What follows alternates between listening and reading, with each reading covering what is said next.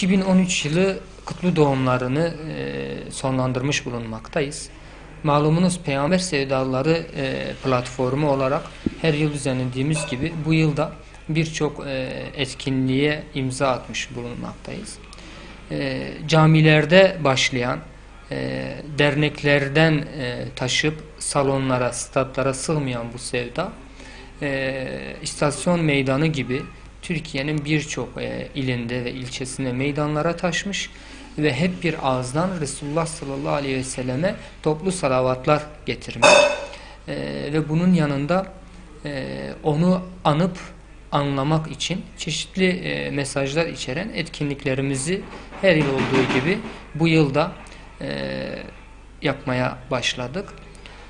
22 Mart 2013 tarihinde başlayan kutlu doğum etkinliklerimiz 12 Mayıs 2013 tarihinde son etkinliğimizi Ankara'da yaparak bitirmiş bulunmaktayız. Öncelikle ben bu etkinliklerde gerek organizatör olarak gerekse de bir fiil işin içerisinde bu etkinlikleri yapıp insanlara özgürlük ve kurtuluş önderi olan Resulullah sallallahu aleyhi ve sellemin mesajını ulaştırmak amacıyla yola çıkan tüm arkadaşlarımıza emeklerinden dolayı teşekkür etmek istiyorum. Allah onlardan razı olsun. Biz bu seneki etkinliklerimize baktığımızda Türkiye'de toplam 30 tane il merkezinde, 81 tane ilçe merkezinde, 13 tane belde merkezinde ve büyük şehirlerden de 15 tane mahalle ile toplamda 114 de köy olmak üzere Türkiye geneli 253 merkezde Özgürlük ve Kurtuluş Önderi Hz. Muhammed sallallahu aleyhi ve sellem adlı bu ilki kutlu doğum etkinliklerimizi yapmış olduk. Malumunuz Peygamber sevdası Diyarbakır'dan başlayıp Türkiye'ye sığmadı. Türkiye'nin dışında birçok merkezde de yapıldı. Bu sene yaklaşık 32 merkezde Avrupa'da da bu etkinlikler yapıldı ki bu etkinliklerden bir tanesi bu yıl itibariyle meydanlara, Avrupa'nın meydanlarına da taşmış bulunmakta. Böylece bu yıl toplamda 285 merkezde toplu bir şekilde Resulullah'a salavat getirme, onu anlayıp anlatabilmek için Rabbimizin izniyle etkinlikler yapmak nasip oldu.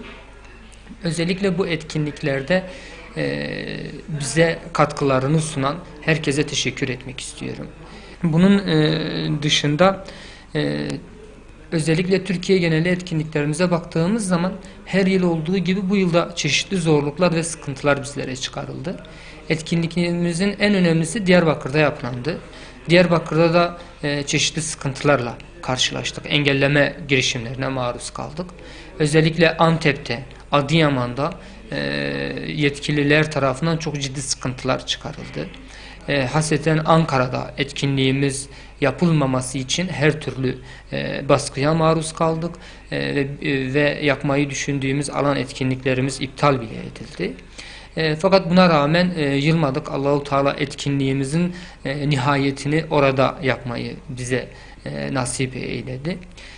İskenderun gibi daha farklı birçok yerde gerek yerel belediyeler, gerekse emniyet mensupları, gerekse de resmi yetkililer vasıtasıyla çıkarılan zorluklara rağmen çok şükür Peygamber sevdasının önüne geçilemedi ve bu sevda Türkiye'yi de aşarak yurt dışında bile meydanlara taşıp toplu bir şekilde salavat getirilmelerle sonuçlandı. Malumunuz Diyarbakır'daki etkinliğe gelirken etkinlik alanının dışında ciddi bir ihmal sonucunda çekilen elektrik kablolarından dolayı Sümeyye bacımız rahmet eyledi. Allahu Teala onun şehadetini kabul eylesin. Biz Peygamber Sevdaları platformu olarak onu kutlu doğum şehidi olarak zaten ilan etmiştik. Onu da yad etmek istiyorum. Allahu Teala mekanını cennet eylesin. Bize de onun gibi Resulullah'a koşarken şehit olmayı nasip eylesin.